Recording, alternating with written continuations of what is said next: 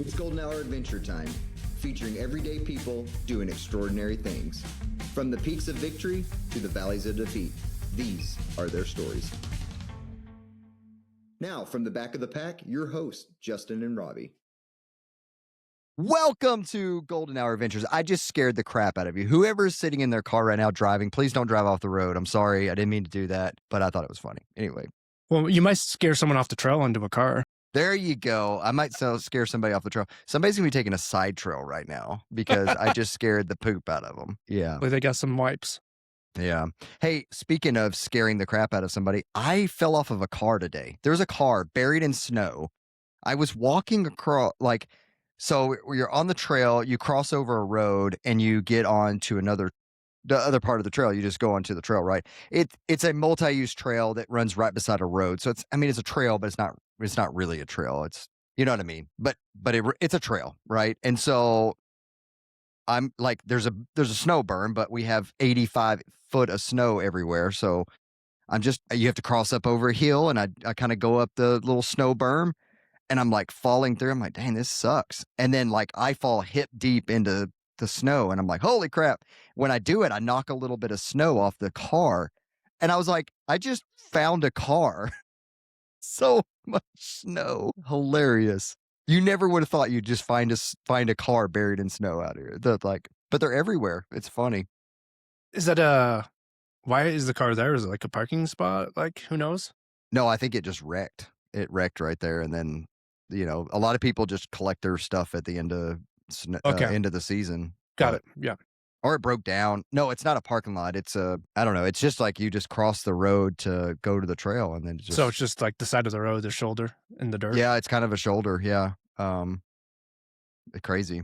And I don't know if the car was wrecked. I put a video on Instagram about it, but all you can see, what I knocked off was the window. So I don't know if it was wrecked or if it was parked or what happened. But I mean, there's cars as you drive on the road. They're everywhere on the side of the road because they go off the road, they wreck, and then, the snowplow comes behind them and just buries them. And so it's hard to get them off. And so they just get them in the spring. Oh, man. You'll see what I'm talking about when you come up here. They're everywhere. Abandoned red cars in Alaska in the wintertime. Yeah. Speaking of Alaska, you're coming up in 3 days. Yeah. 4 Tuesday. days. Yeah, you come up Tuesday, but you get here on Wednesday. Correct, yep. What are you excited? Are you excited? I'm super excited. Do have you looked at the temperature the day you're here, the Wednesday you get here? Have you looked to see what it is? I looked a couple days ago. It's 30 below. Is it 30 below? Perfect. It's 30 below. So you're going to get some experience. I tell you what, you got to go get the picture in front of the sign. In my shorts? It's going to be, you got to do it. I mean, the thing is to do it in your bathing suit, but I did it in a singlet and 3-inch shorts. Okay. So I feel like we could put some running shorts on. We'll go out there. I've already done it, so I'll just let you you'll have your glorious moment. But we got to get a picture of you in front of the sign. I mean, if it's 30 below, like, you got to take advantage of that. I'll do it. I'll bring a singlet. I'll bring a singlet with me. Oh, it's so funny. Or you could just do it with no shirt on, like most people do. But maybe that too. Barefoot. Yeah. No, you don't do barefoot because you don't want to do that. And also, you're aware of this, but for everybody who's not, Robbie and I signed up for a 45 miler, and we just found out today that they're not going to have the 45-mile course. They're going to have a 30-mile course. So what are your thoughts on that, Robbie? Oh, it's been super warm here in South Dakota. I mean, today was 70. So I've been kind of paying attention to the weather, and it's cold, and you guys are getting lots of snow, and you had your 50K a few weeks ago, and I was talking to you when you were going, and it did not sound fun. It was. So then we talked last week, and we talked about, if, it's cold, and I said I don't want to suffer for that long if I'm going to go up there for kind of vacation and have fun. So we were already on the downward path of dropping down to the 25 miler, and just for some reason someone's listening to us. So I just got to get that ultra in, right? That's it. Yeah, and I hope because it says we'll see if they can get a course. So I'm hoping that they can get a course built out. Yeah, that would be ideal if they could get a course, but man, hopefully they can. The reason they can't do the 45 is because the amount of snow, they're not capable of cutting a trail. It's just like, that's ridiculous. It's going to be a hard 30 miles. It's probably going to be the hardest 30 miles you've ever ran. I'm going to go ahead and tell you that right now. Probably. So I think the race day morning is supposed to be 15 below. So that should be fun. But I think it gets up to 15, doesn't it? Yeah, I mean, it is Alaska, and so, going off of temperatures 7 Doesn't mean days anything. out is still, kind of crazy, but yeah. I would like to see it to be a little bit colder, and I know you probably don't want to see the cold, but when you have colder temperatures, you have a harder trail. Yeah, yeah. And so when it gets up to 15, 20 degrees, then you're starting to get softer snow, and that's not something we really want to be running through. So we want temperatures at like -10 to 10, somewhere in there. And so I think that would be ideal. I mean, what kind of snow do you guys get there? Is it wet or is it like dry champagne snow? Dry. Dry. Yeah. Yep. Well, we do normally get dry, but the last couple snows has been wet, but we don't have humidity here, and so it's real dry here. I mean, I go through, just to keep my head moisturized, I go through a bottle of lotion about once a month just to keep this thing shiny. But yeah, I mean, you'll be fine, dude. We'll have a good time, and we'll suffer together. Yeah, I'm not worried about it. But I'm very, very much thankful that we're only doing 30 and not 45, because after that 50K I did, I was like, and I know how much snow we've gotten, and so I ran trails this morning, and I was like, my running partner that we normally run trails with today was like, "Hey, can we move on to the road, because it's runnable where the trail's not," and so it's gonna be fun. Yeah, It's gonna be I'm ready. fun. I'm stoked. Well, hey man, the LA Marathon just put something out that, due to hot temperatures anticipated for the marathon, if you make it to the 18-mile mark, you'll get a medal. What are your thoughts on that? So many. I mean, it's California, so whatever. Hot, whatever. I mean, what's hot? I mean, Western States is in California every year. It Yeah, gets and 100 degrees in the canyons, and if you stop at mile 80, you're taking a DNF. yeah.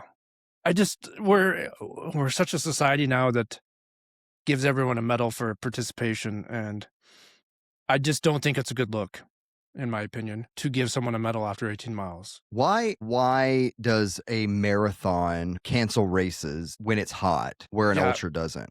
That's a good question. What was the one? Was it last year that other one and then had a later start time? Then there's all kinds of crap. Was it? I don't remember which one it was. Was it in one in Minnesota or something? Yeah, I think it's one of the Minnesota races. I don't know. Now, I will say a caveat to that. Neither one of us are marathoners. I've run a few. Robbie's never ran one, but you are pushing yourself a lot hard.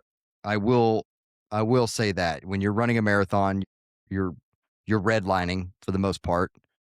I mean, there are the runners that go out, just have a good time and party pace. I get that too, but for the most part, you're testing yourself and your ability, and you're redlining. We're in an ultra. You're more zone 2, zone 3, and so the capability of getting through heat is a little bit easier, I guess. But I mean, you take, like I said, you take Western States, and that's 100 degrees in the canyons, and those guys are pushing the effort as hard as they possibly can. For longer. Well, yeah, for longer. I guess, I got some empathy, right? If it's a marathon, and I'm not a marathoner, I know pushing the pace, right? You're pushing the pace. Like you said, you're redlining. But do you have to? Or can you just go out there and run a race? Yeah, I mean, we talk about this all the time. It's like you can only control what's controllable for you, right? And so if the LA Marathon is your A race, and it's going to be, I don't know what the temperature is, but let's just say 90 that day. It's going to be 90 degrees.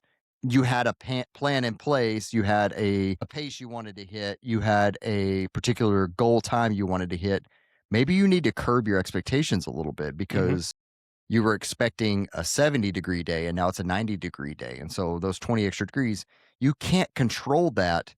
And you also can't perform in the level that you were going to try to perform at when it's 20 degrees hotter.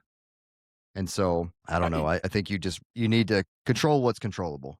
I agree. And, I guess the hard time I have with this too is, we run longer stuff. I go and venture in the mountains and at a different pace, slow pace. If it's raining and snowing, I'm just going to be out there longer, or I cut down the mileage, whatever. I have to meet where the weather's at. I don't expect the weather to be perfect for me. I can't control the weather.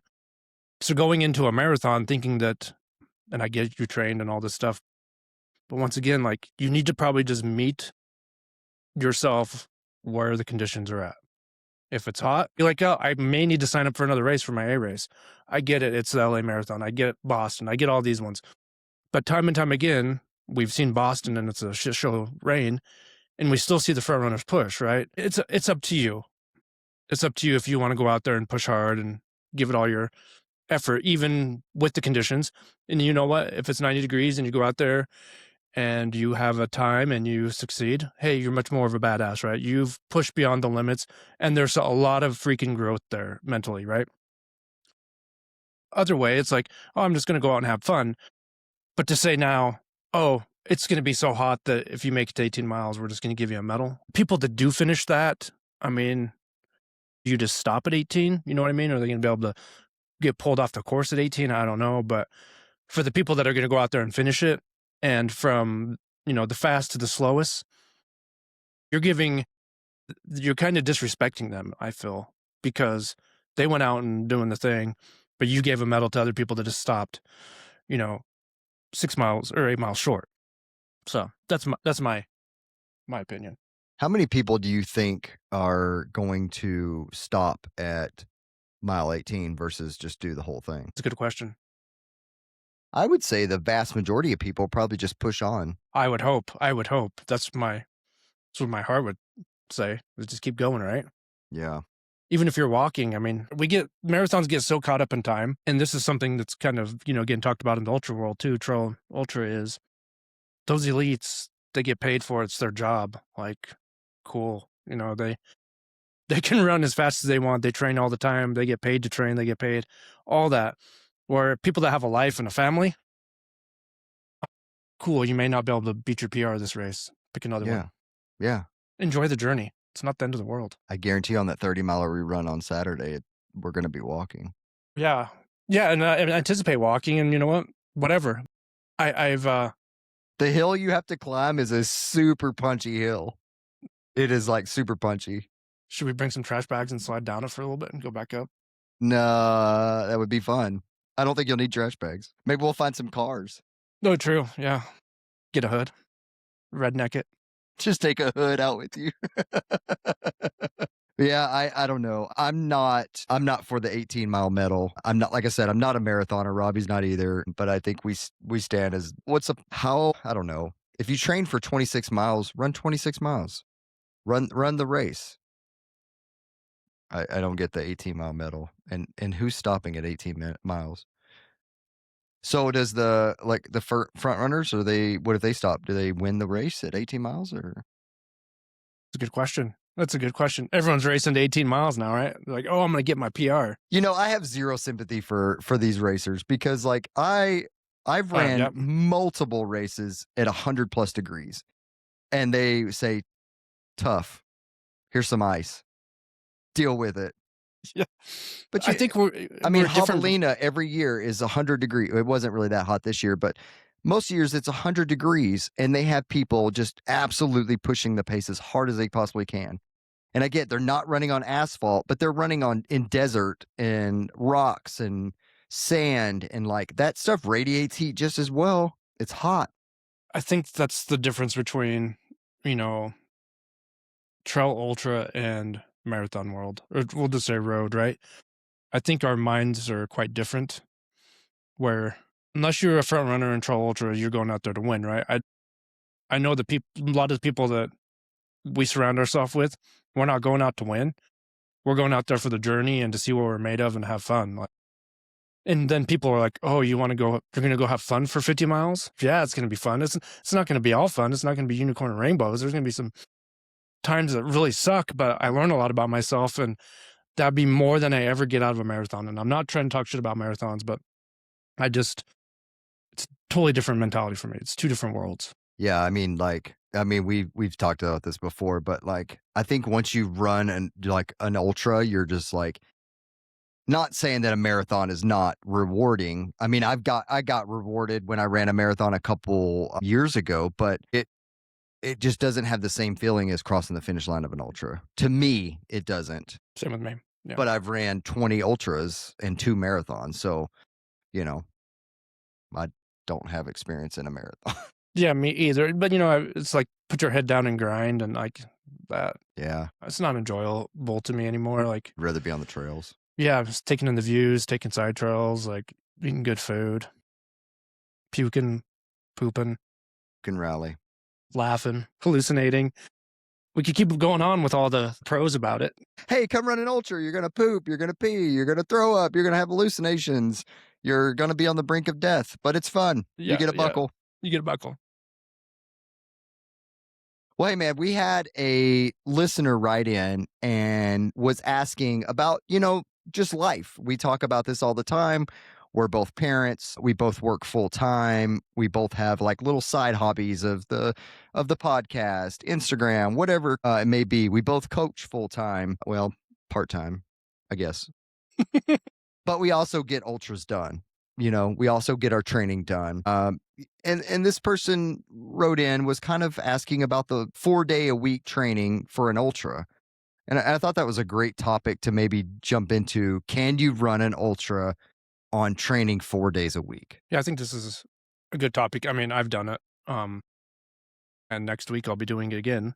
I with one caveat, I have experience. So we have to throw that in there. I started running ultras in 2011 was my first one. So and I'm running an ultra every month. So I've kind of already I've got experience.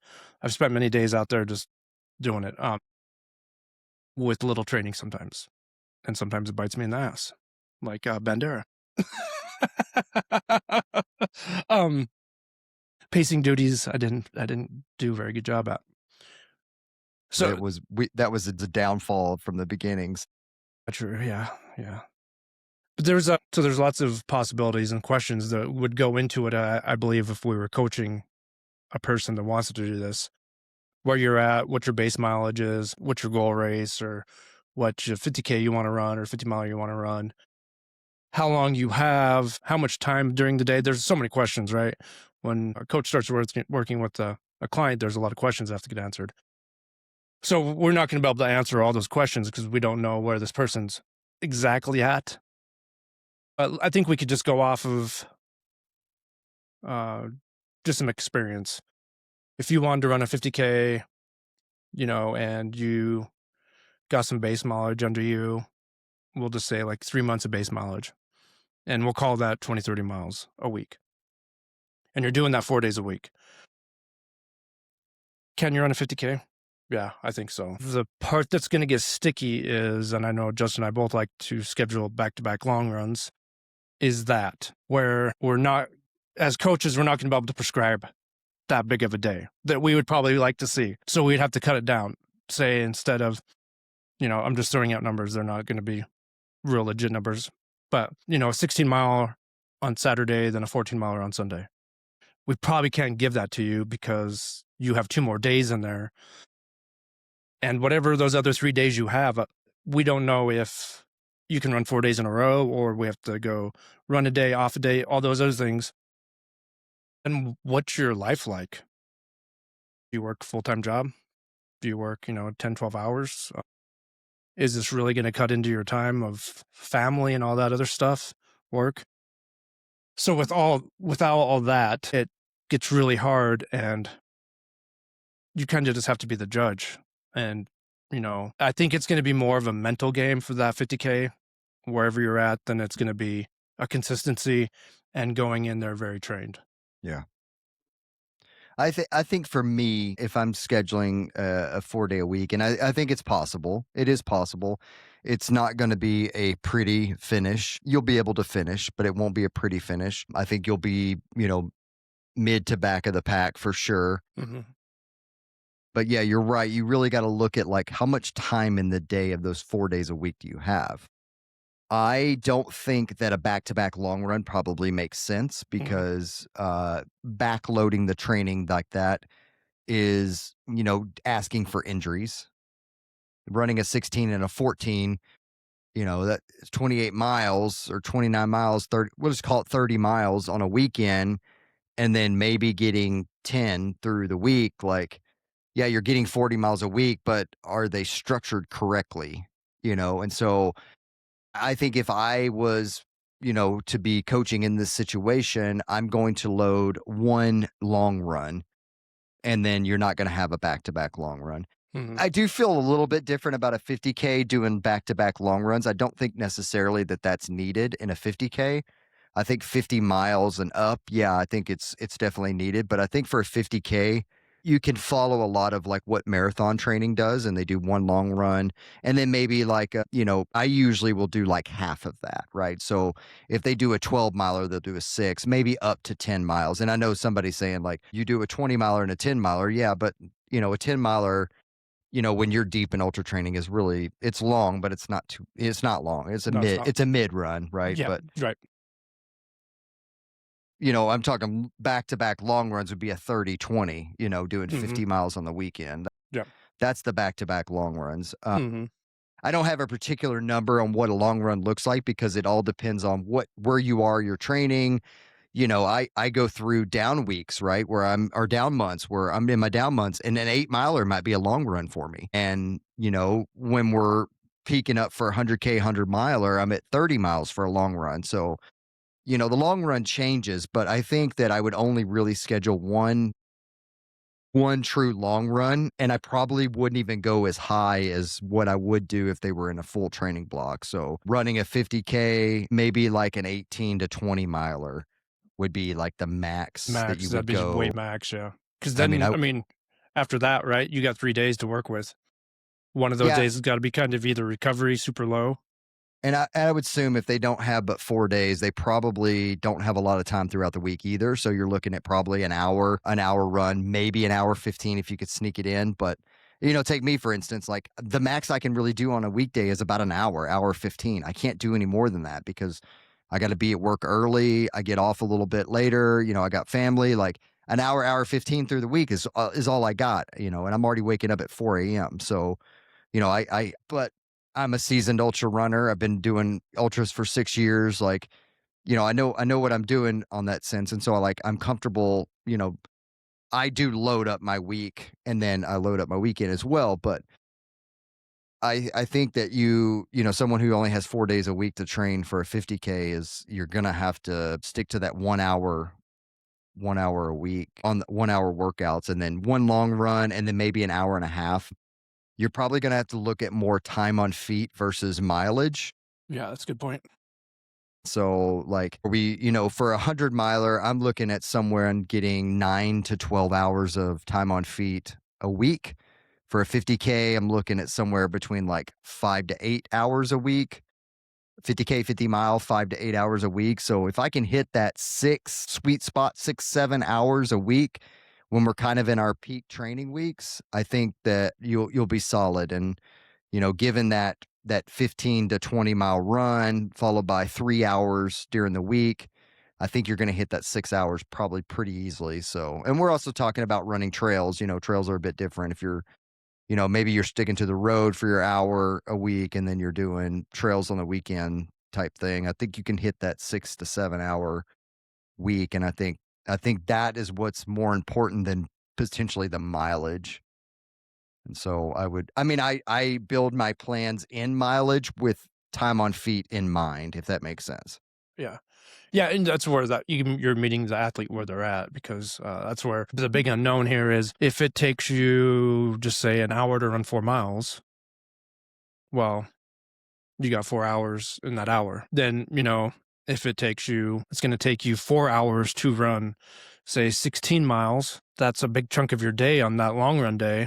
Then by the time you're all said and done, if we're going to be looking at miles, it's going to probably be 30, 35 miles a week, which you could do a 50K, yes. But like Justin said, you're going to be, mid to the back of the pack. If you could start working on some speed work and getting faster, that's a different story. But then also we'd have to restructure your training. I would definitely have a speed day in there. I'm not doing all easy miles. I'm having a speed day in there because the benefits and the gains of doing a speed day are huge. And it's something that I'm not missing out on. So if I'm programmed this, we're definitely doing a speed day. That's non-questionable. Yeah, you got to have a speed day. You got to have some turnover in there. Yeah. But then again, it's also, there's just so many questions we don't have answers for. But just, hypothetically, If it's, person that's older age, overweight, or just doesn't have the fitness yet, the endurance yet, there's so much stuff to go on here. Um, a speed session may not look like a speed session that you would normally see an athlete do. It may be, go out there and warm up and maybe try to burn a mile and see where you're at, cool down for a couple miles, and that might be your speed workout. Then, you have to work on that. But, one thing that I do want to say is, Justin and I both know this, with consistency and just keeping after it, stuff gets better. Your experience, your knowledge, all that gets better. If you say, well, I want to do a 50 miler by sometime next year, but I only have 4 days a week, this is going to be a mental game you're going to have to play. There's going to be a lot of figuring out mentally, seeing where you're at, checking in. I would say if you can't hire a coach, just be very diligent of where you're at. And if you're getting super tired, if, you have to run those 4 days in a row, then you have 3 days off. That's not the best thing either. So you're going to have to figure out something for those 3 days off. There's just a whole lot to it, but I just know where people can excel and they can learn, and you can turn it around and do stuff. We're human beings and we're very capable of cool stuff. I think 5 days a week is the ideal 50K, 50-mile training. Agreed. I think, you can have, and I've started programming a lot of my athletes and, having myself programmed as well with adding in a cross training day. Mm-hmm. And, I typically work out 6 days a week, but having one of those days being a cross training day. So riding a bike or going for a hike or, do something that's not running. I think there's huge benefits to that. So if you had a 5 day a week and you have a 4 day a week training plan, but maybe you can add in another day where you like ride a bike or something like that. I think that the benefits from that are going to be huge. And then another thing that we don't really, we talk about it, but like, where are we doing strength training at? Where are we including that in? Because, we're running trails. We need strong legs. We need strong cores. Like where does that training come in? And so I think that, you potentially got to take some of the mileage or some of the time on feet out to include the strength training piece of that. And yeah, it would be tough. I think if we could bump to a 5 day, that would just give us so much more freedom and so much more ability to be able to crush the race. But in my opinion, yeah, you can do a 50K on 4 days a week. It would be tough. And yeah, you'd really have to like be in tune with the athlete to dial it in to make sure that they're not getting injured. Yeah, I agree. And, to do a 50 miler on 4 days a week, yes, I'm not going to say no. Is it going to be, if it's your first 50 miler, I'm going to say you probably need 5 days at the minimum. I would push as a coach for 6, not right off the bat, but peak training, you'd probably want to be 6 days a week. But if you wanted to do a 50 miler, some things, and this is where the selfishness part of our sport gets, our hobby, whatever you want to call it, comes into play, is the time we spend training. And once you have the knowledge and the experience, you really see the benefits of that. Like there's, after you run, a few 50 milers and you're just like, that first one was horrible. Why? Because I just did this and didn't train. Then you have an awesome race. And for you, whatever you wanted, and you're just like, oh, all that hard work paid off. Man, I was busting my butt for 6 days a week for 6 months leading up to this race. That's what I got to do again. Right. Yeah. Not going to say it's going to be perfect again, but once the knowledge and the experience comes into play, that's when I think it gets easier as a runner in this sport just to turn it on, right? And it's all, we always say how mental this thing is we do, because 100 miles, that's going to be hard physically, but mentally, it's going to be, in my opinion, it's going to be harder mentally. There's just so much that goes on in 100 miles, but leading up to that too, how much goes on mentally it's really a mind fuck. And when you don't know about that, but then you get into knowing that, then when you look back, you're just like, and I'm sure, Justin, this happened to you, you're like, I don't want to go out and train today. You go out and have an amazing run and you're like, oh, I'm glad I did that. And those are the days that make you. And that's where it kind of, with, lower days a week, pulling statistically away from those days that make you. I agree. Well, I'm excited for you to be here in a couple days. Yeah, me too. It's gonna be an adventure. More probably an adventure for you than for me because I've lived through -30. Yeah, And you're living it. Oh my gosh, I'm so excited for you to run in sub-zero temperatures, and it's gonna be your most exciting ultra yet. It is. Since, South Dakota's being a little warm this year, we're not getting Yeah. any negative temperatures, so Yeah. haven't had to run any this year. Well, it'll be fun. I would say next week you could probably expect a post-race podcast, so be on the lookout for our post-race podcast coming up. We'll talk about how awesome the trail was, how cold it was, how much Robbie shivered the whole time, and we'll go from there. But if you enjoyed this podcast, please leave us a like, leave us a review, get on YouTube, subscribe to the podcast. Leave us a comment. We need more comments. We need more 5 stars. The more 5 stars that you give us, the more that it gets pushed out to more people to listen to us.